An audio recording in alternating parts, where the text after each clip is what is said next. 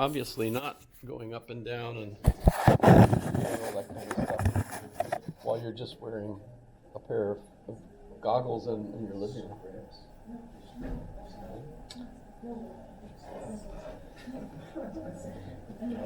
Well, greetings, everyone. Sorry we didn't have class on Monday. That was a shame. But apparently the weather was too challenging for our various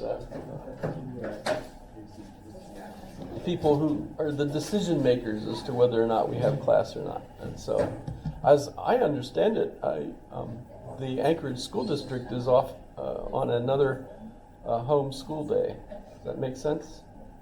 Because of the weather today? If you have kids? Pardon? Didn't even snow last night. It was for a little while, but I thought it was interesting. Mayor Bronson is mad at the school district because he said, we've been doing a good job. And they just read the weather report and said, oh, we better cancel school again. And so they did. And he's kind of upset with, I guess mostly with the superintendent. And he even said, well, he's from Texas. He's not used to snow. And he thinks, oh, it's going to snow. We better cancel school. Who knows? Fun? How are you guys doing? How did you guys all handle the snow? By staying inside. Staying inside? I went to Walmart. I thought that was fun. Walmart's close. I live in Eagle River, and there's a Walmart in Eagle River, so I didn't have far to go. I didn't even clear the snow off the car. I just drove very carefully and hoped they didn't hit anything.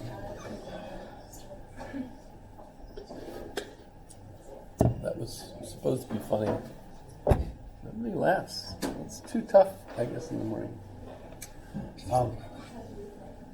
You should put a laugh track on. I have the capability of doing that. I should do that.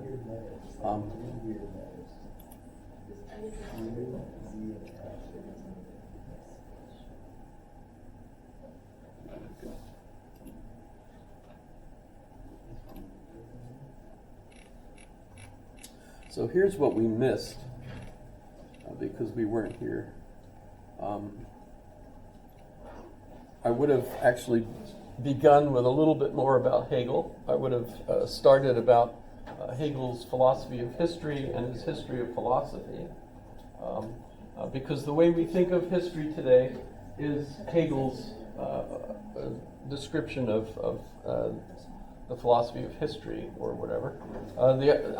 It's the same kind of program. You've got an evolutionary development, and what happens is the reason that history progresses or moves from one situation to another is because of that dialectical process that he uses, and how one particular historical period is caused by the previous one. And so there's in a sense, a logical progression from one thing to the other.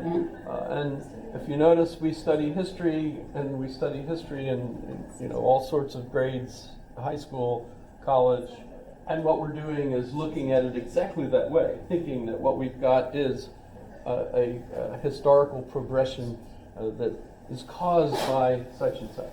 So if we look at what's going on in the Middle East right now, we've got lots of folks all trying to give us histories that explain why the situation has developed the way it is. Maybe if we had done something different, we would have had a different situation.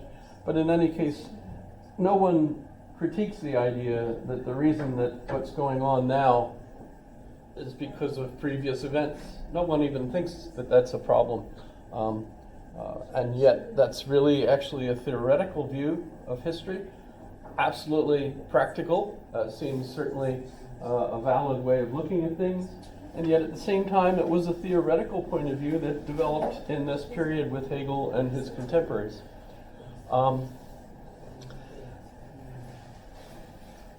That being given, when we're looking at Kierkegaard, and we're looking at Marx. Kierkegaard, last week, if we had discussed him, is considered to be the first existentialist. I don't know why. I think I've mentioned that Friedrich Schelling even called his philosophy existential philosophy. And Kierkegaard studied with Schelling. In fact, it's kind of amazing. He was only there for 4 months in Berlin. His biggest problems, I don't know if I mentioned them or not already, but was he hated Berlin's lack of places to go pee. It was a very strict town. You couldn't just pee any place. I guess Copenhagen, which is considered at the time was considered a very filthy city, that probably wasn't an issue.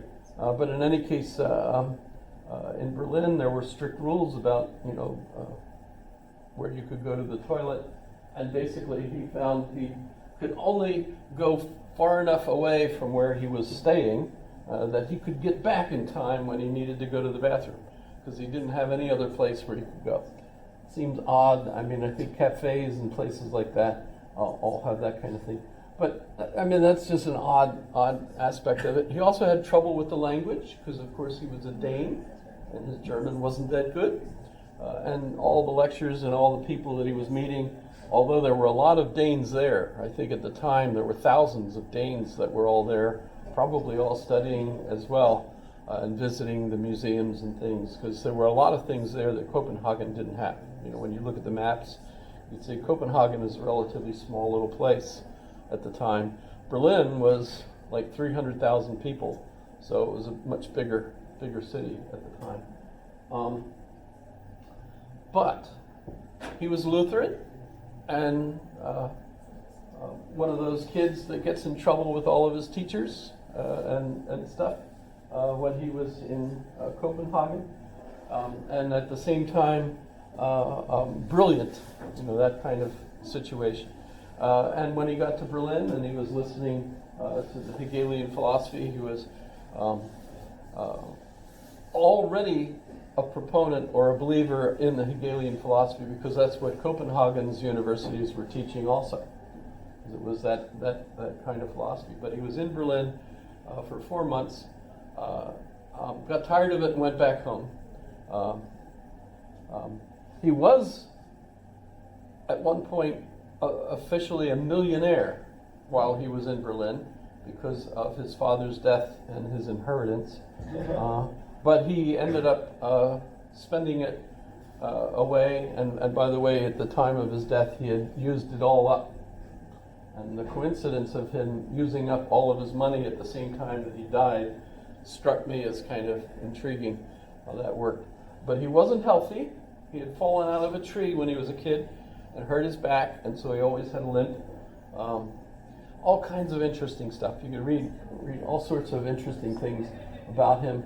One of the things that really bugged me was his, because when I first learned about him, I was a young man, not yet married, and he fell in love with Regine Olsen, and they wanted to get married, but he had to finish his degree, finish his preparation for the ministry, become a Lutheran minister, and then he could marry her.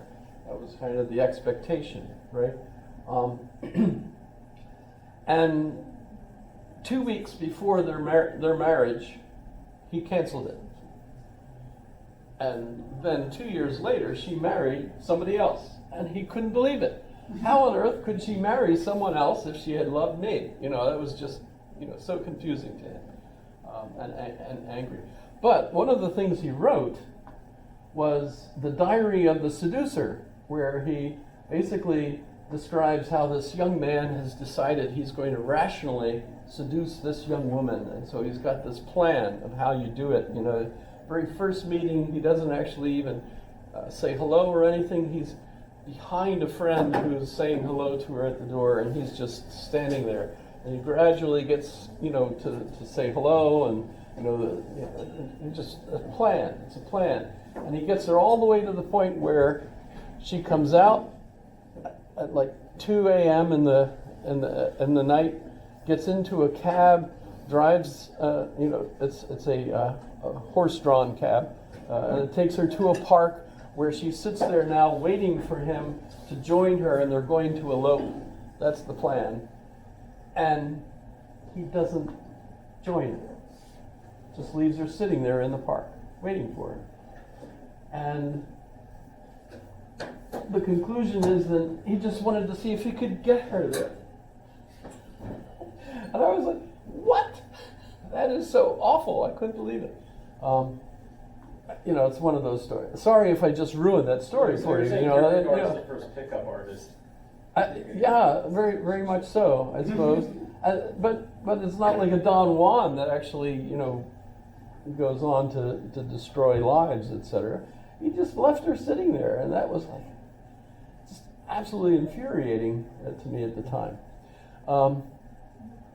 And it turns out to be almost autobiographical in a sense, because he does actually cancel the marriage 2 weeks before, and he basically argues, well, I wouldn't have been good for her anyway, because he thought already that he had such ups and downs. And by the way, in retrospect, psychologists and psychiatrists have considered him bipolar. Does that make sense?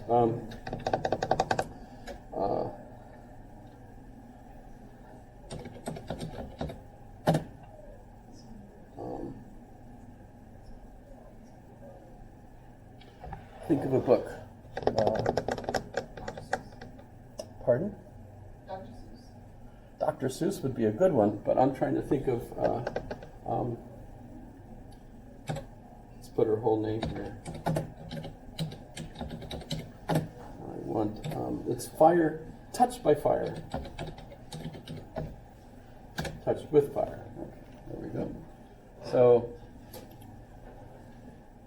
this is, by the way, Kay Redfield Jamison is no relation to me, as far as I know. Where's the book? Okay, book overview. So this is a book about philosophers. William James is another one, but Kierkegaard is one, and she's convinced by studying his life and his writings that he was bipolar. And she has that ability because she herself is bipolar and almost died in grad school. She was saved by some of her other graduate students who recognized the symptoms and helped her and made sure she got the right medication, etc. By the way, she's a speaker. If you want a speaker to come and talk about these kinds of issues, she is.